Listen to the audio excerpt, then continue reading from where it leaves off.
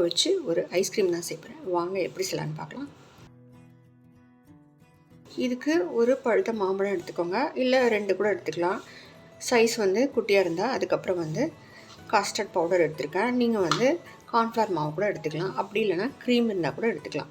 அப்புறம் தேவையான சுகரு, அதுக்கப்புறமா வந்து கண்டென்ஸ்ட் மில்க் எடுத்துருக்கேன். கண்டென்ஸ்ட் மில்க் வேண்டாம்னா சுகரே ஆட் பண்ணிக்கலாம். அதுக்கப்புறமா வந்து ஃபுல் க்ரீம் மில்க் வந்து 1/2 லிட்டர் எடுத்துருக்கேன். இது வந்து நல்லா கொஞ்சம் சுண்ட காய்ச்சி எடுத்துப்போம். கஸ்டர்ட் பவுடரில் மில்க் ஆட் பண்ணி நல்லா கட்டிகள் இல்லாமல் கலந்து எடுத்துக்கோங்க.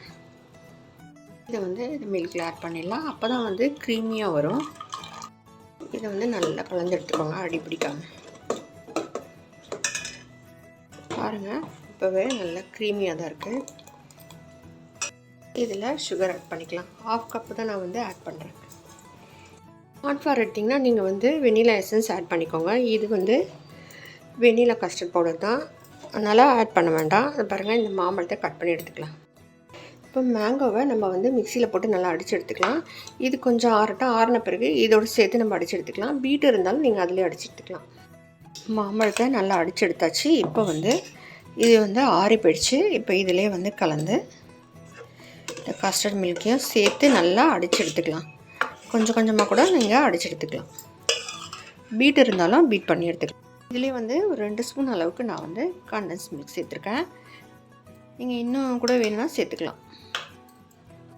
இதை வந்து மிக்சியில் நல்லா அடித்து எடுத்துக்கலாம்.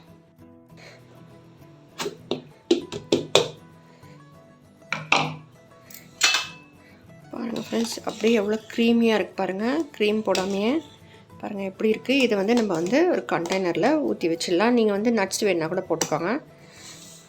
இதை வந்து அதுக்கப்புறமா வந்து ஒரு 3 hours கழித்து நம்ம ஃப்ரீசர்லேருந்து எடுத்து திருப்பி அடித்து வச்சோம்னா நல்லா க்ரீமியாக வரும் ஐஸ்கிரீமு. பாருங்கள், கண்டெய்னரில் ஊற்றி வச்சிடலாம். பேலன்ஸை நீங்கள் கப்பில் அந்த மாதிரி கூட ஊற்றி வச்சிடலாம். அந்த ஐஸ்கிரீம் கப்ஸ் இருக்குது பார்த்திங்களா, அதில் கூட ஊற்றி வைக்கலாம். இதை அப்படியே மூடி ஒரு 3 hours கழித்து நம்ம எடுத்து நம்ம திருப்பி இதை வந்து மிக்சியில் அடித்து இல்லை பீட்டர்லேயோ அடித்து நம்ம எடுத்து வைக்கலாம். அதுக்கப்புறமா ஒரு 8 hours நம்ம வந்து இல்லை ஹோல் நைட் நம்ம வச்சோம்னா ஐஸ்கிரீம் வந்து சூப்பராக ரெடி ஆகிடும். இப்போ இதை ஃப்ரீசரில் வச்சிடலாம். ஒரு 3 hours கழித்து மீண்டும் வந்து எடுத்து அடித்து வைக்கலாம். மிக்சியில் அடித்து எடுத்து வைக்கலாம். அப்போ தான் வந்து ஒரு 8 hours கழித்து நம்ம பார்த்தோம்னா சூப்பராக ரெடியாக இருக்கும் ஐஸ்கிரீம். ஃப்ரெண்ட்ஸ், சூப்பராக அருமையாக மாம்பழ ஐஸ்கிரீம் வந்து ரெடி ஆகிடுச்சு. நான் வந்து ஒரு 3 hours கழித்து திருப்பி வந்து நான் வந்து மிக்சியில் அடித்து எடுத்து வச்சேன். வாங்க இப்போ வந்து சர்வ் பண்ணலாம். நீங்களும் உங்கள் குழந்தைங்களுக்கு செஞ்சு கொடுங்க. இது வீட்லேயே நம்ம ஈஸியாக செய்யலாம். அதே மாதிரி மாம்பழ எசன்ஸ் இருந்தால் கூட நீங்கள் இதில் சேர்த்துக்கோங்க.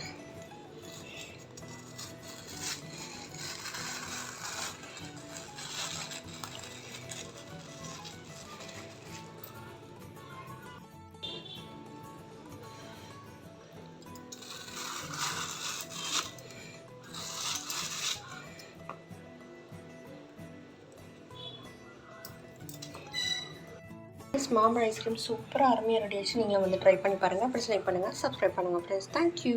சூப்பராக அருமையாக மாம்பழ ஐஸ்கிரீம் வந்து ரெடி ஆகிடுச்சு. இப்படி லைக் பண்ணுங்கள், சப்ஸ்கிரைப் பண்ணுங்கள் ஃப்ரெண்ட்ஸ்.